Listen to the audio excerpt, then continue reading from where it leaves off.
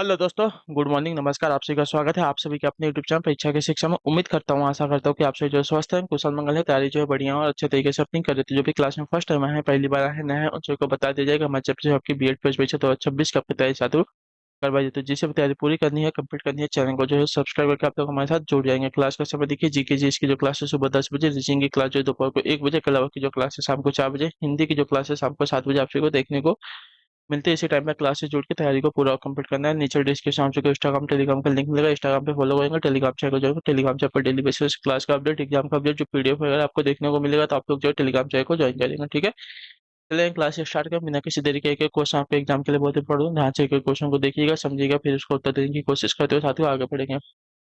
ठीक है, चलिए पहला क्वेश्चन सामने दिया गया है। और क्लास स्टार्ट करने से पहले जिस टाइम तक क्लास को लाइक नहीं किया लाइक करेंगे, शेयर नहीं किया शेयर करेंगे, और जिस टाइम तक चैनल को सब्सक्राइब नहीं किया सब्सक्राइब करें। ठीक है, चलिए पहला क्वेश्चन क्या दिया गया है। कोई व्यक्ति सूक्ष्मदर्शी और दूरदर्शी यंत्रों में अंतर क्या देखकर जो है जान सकता है। सूक्ष्मदर्शी और दूरदर्शी यंत्रों में क्या अंतर देखकर जो है जान जा सकता है। लंबाई को, रंग को, लेंस के आकार को, या लेंस की लंबाई और आकार दोनों को। तो आपका राइट आंसर हो जाता है लेंस की लंबाई और आकार दोनों देखकर जो है सूक्ष्मदर्शी और दूरदर्शी जो यंत्र है इनमें अंतर बताया जा सकता है। तो ऑप्शन नंबर जो आपका डी दिया गया है राइट आंसर होगा। चलिए क्वेश्चन नंबर 27 है। कुचिपुड़ी नृत्य नाटक किस राज्य से संबंधित, बताइए। कुचिपुड़ी नृत्य नाटक जो है किस राज्य से संबंधित है। असम से, आंध्र प्रदेश से, उड़ीसा से, या मणिपुर से। तो यह जो है आंध्र प्रदेश आपका सही उत्तर होगा। ठीक, क्लियर सबको। कुचिपुड़ी नृत्य नाटक जो है आंध्र प्रदेश से संबंधित है। असम में आपका बिहू होता है, उड़ीसा में आपका उड़ीसी नृत्य होता है, और मणिपुर में जो आपका होता है मणिपुरी नृत्य होता है। ठीक है, चलिए नेक्स्ट है आपका 28 एक्स किरणों की खोज किसने की थी, बताइए। एक्स किरणों यानी कि एक्स रे की खोज किसने की थी। तो आपका राइट आंसर हो जाती है रॉटजेन ने। जो ऑप्शन नंबर दिया बीएल दिया गया, आपका राइट आंसर है। ठीक है, एक्स किरणों की खोज जो है डब्ल्यू सी रॉटजेन ने की थी। क्लियर सभी को, तो ऑप्शन नंबर बी हमारा राइट हो जाएगा। चलिए क्वेश्चन नंबर 29 29 नंबर है। निम्न में से कौन सा भारत के पूर्वी तट का एक मुख्य बंदरगाह यानी कि पत्तन, बताइए। निम्न में से कौन सा जो है भारत के पूर्वी तट का एक मुख्य बंदरगाह है। तो आपका राइट आंसर यहाँ पे हो जाएगा साथियों विशाखापट्टनम। ठीक है, जो आपका बीएल ऑप्शन देगा आपका राइट आंसर हो जाएगा। क्लियर सबको इसके बारे में। विशाखापट्टनम जो है भारत के पूर्वी तट का एक मुख्य बंदरगाह है। ठीक, चलिए अगले क्वेश्चन को देखेंगे। आपका है 30वां प्रश्न, क्या देगा। विटामिन ई का रासायनिक नाम क्या, बताइए। विटामिन ई का रासायनिक नाम क्या है। तो विटामिन ई का रासायनिक नाम होगा टोकोफेरॉल है। ठीक है, ऑप्शन नंबर हमारा सी राइट होगा। विटामिन ई का रासायनिक नाम हमारा टोकोफेरॉल है। ठीक, क्लियर, तो ऑप्शन नंबर सी हमारा राइट हो जाएगा। कैल्सीफेरॉल विटामिन ई का रासायनिक नाम है पिलोक्लिनोन जो है विटामिन के का रासायनिक नाम है, और रेटिनॉल जो है विटामिन ए का रासायनिक नाम है। ठीक है, चलिए 31 नंबर ध्यान से देखिए। संचार नेटवर्क जिसका प्रयोग जो है बड़ी संस्थाओं द्वारा प्रादेशिक, राष्ट्रीय और वैश्विक क्षेत्र में किया जाता है उसको क्या कहते हैं। तो उसको वैन कहते हैं, वाइड एरिया नेटवर्क कहते हैं। ठीक है, तो ऑप्शन नंबर बी राइट हो जाएगा। क्लियर सभी को। संचार नेटवर्क जिसका प्रयोग जो है बड़ी संस्थाओं द्वारा प्रादेशिक, राष्ट्रीय और वैश्विक क्षेत्र में किया जाता है उसको वैन कहते हैं। ठीक है, वाइड एरिया नेटवर्क। ठीक, क्लियर। चलिए लैन का होता है लोकल एरिया नेटवर्क। चलिए नेक्स्ट है आपका 32 खाना पकाने का जो तेल है वनस्पति घी में किस प्रक्रिया द्वारा बदला जाता है, बताइए। खाना पकाने का जो तेल है वनस्पति घी में किस प्रक्रिया द्वारा बदला जाता है। तो इसका राइट आंसर आपका हो जाएगा साथियों यहाँ पे हाइड्रोजनीकरण के द्वारा। ठीक है, तो ऑप्शन नंबर सी राइट होगा। क्लियर, खाना पकाने के तेल में हाइड्रोजनीकरण द्वारा वनस्पति घी में बदला जाता है। ठीक है, तो ऑप्शन नंबर हमारा सी राइट होगा। चलिए अगले क्वेश्चन को देखेंगे 33 काफी संख्या में कम समय में ही एक जैसे पौधे किस प्रणाली में उत्पन्न किया जाते हैं। काफी संख्या में कम समय में एक जैसे पौधे जो है किस प्रणाली से उत्पन्न किए जा सकते हैं। तो इसका सही उत्तर हो जाएगा साथियों आपका उत्तक संवर्धन तकनीक से। ठीक है, जो ऑप्शन नंबर सी दिएगा आपका राइट आंसर। उत्तक संवर्धन तकनीक से काफी संख्या में कम समय में एक जैसे पौधे जो है उत्पन्न किए जा सकते हैं। तो ऑप्शन नंबर हमारा सी राइट होगा। चलिए अगले क्वेश्चन को देखेंगे। आपका 34 34 नंबर बताइएगा राइट आंसर का। यदि कोई दंड चुंबक दो बार यदि कोई दंड चुंबक दो बराबर हिस्सों में काट दिया जाए, ठीक है, तो प्रत्येक टुकड़े के ध्रुवीय शक्ति पर कितना प्रभाव पड़ेगा, क्या प्रभाव पड़ेगा। ठीक है, यदि कोई दंड चुंबक जो है दो बराबर हिस्सों में काट दिया जाए तो प्रत्येक टुकड़ों के ध्रुवीय शक्ति पर क्या प्रभाव पड़ेगा। तो यथावत रहेगा, कोई प्रभाव नहीं पड़ेगा। ठीक है, तो ऑप्शन जो आपका दिया गया डी वाला विकल्प आपका राइट आंसर होगा, ठीक है। सपोज एक बड़ा चुंबक है, इसको बीच में से काट दिया गया बराबर हिस्से में, तो जो बड़ा वाला चुंबक काम करे तो वही दो छोटे वाले चुंबक भी वही काम करेंगे, ठीक है, याद रखिएगा। कोई उसमें प्रभाव नहीं होगा उसके शक्ति में। चलिए 35 नंबर है, आगरा की स्थापना निम्न में से किसने की थी? आगरा की स्थापना निम्न में से किसने की थी? तो आपका राइट आंसर यहाँ पे हो जाएगा सिकंदर लोधी, ठीक है, जो आपका बी वाला विकल्प देगा राइट आंसर हो जाएगा। क्लियर। 1540 में इसने इसकी स्थापना की थी। चलिए 36 number, all India Muslim league की स्थापना किसने की थी? ऑल इंडिया मुस्लिम लीग की स्थापना किसने की थी? तो आपका राइट आंसर होगा आगा खान, ठीक है, जो आपका सी वाला विकल्प दिएगा राइट आंसर होगा। ऑल इंडिया मुस्लिम लीग की स्थापना आपके 30 दिसंबर 1906 को आगा खां और सलीमुल्लाह के नेतृत्व में ढाका में की गई थी, ठीक है। चलिए 37 नंबर है, संयुक्त राष्ट्र संघ के सदस्य देशों ने विश्व शांति और उसकी सुरक्षा की प्राथमिक जिम्मेदारी किसे सौंपी है, बताइए। संयुक्त राष्ट्र संघ के सदस्य देशों ने विश्व शांति और उसकी सुरक्षा की प्राथमिक जिम्मेदारी जो है किसको सौंपी है? तो आपका राइट आंसर है सुरक्षा परिषद को, ठीक है, जो आपका सी वाला विकल्प देगा राइट आंसर हो जाएगा। क्लियर।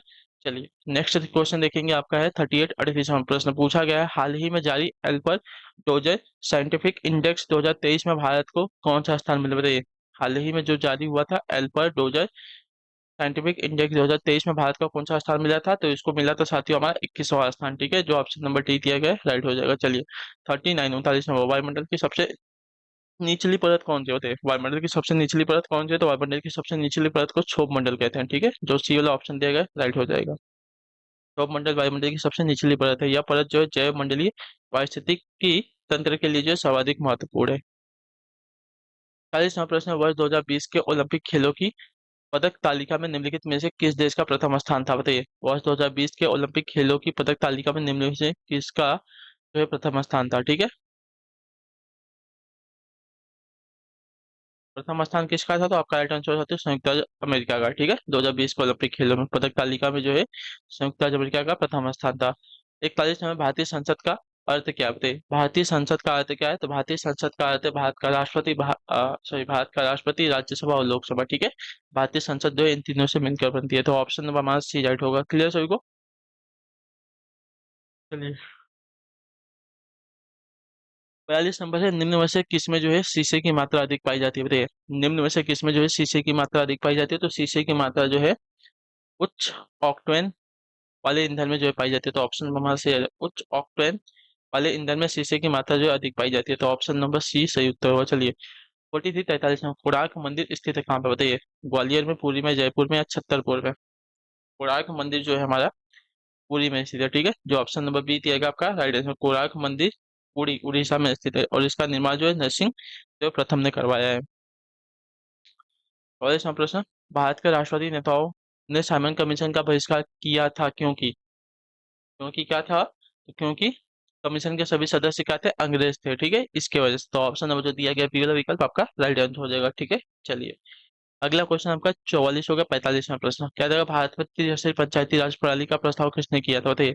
भारत में त्रिस्तरीय पंचायती राज प्रणाली का जो प्रस्ताव है साथियों किसने किया था? तो ये किया था साथियों बलवंत राय मेहता समिति ने, जो ऑप्शन नंबर ए दिया गया है राइट हो जाएगा। क्लियर। भारत में त्रिस्तरीय पंचायती राज प्रणाली का जो प्रस्ताव है बलवंत राय मेहता समिति द्वारा किया गया था।